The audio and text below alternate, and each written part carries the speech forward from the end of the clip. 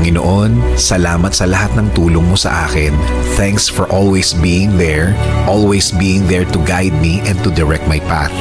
Salamat sa laging handang sumuporta sa akin, Panginoon. Panginoon, kayo po ang gagawin naming lakas. Alam po namin na kaya nyo kaming tulungan. Kaya nyo kaming bigyan ng solusyon sa aming mga problema na nagpapahina sa amin. Marami po ang mga dumadating sa aming mga buhay ngayon, Panginoon. Marami ang nagiging hadlang sa aming plano at mga pangarap. Alam po namin na iisa-isahin niyong tatanggalin ang mga ito bilang bahagi ng pag-aalaga niyo sa amin.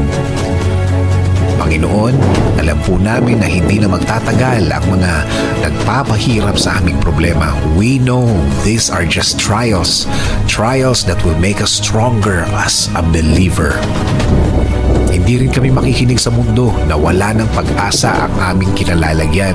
Alam po namin na kayo ang pag-asa namin. Sa inyo kami kakapit at laging lalapit. Hindi kami makikinig sa kanilang mga salita, sa kanilang mga kwento, sa kanilang mga judgment. Sa halip, mas ikukwento namin ang inyong kabaitan at laging handang tumulong sa amin.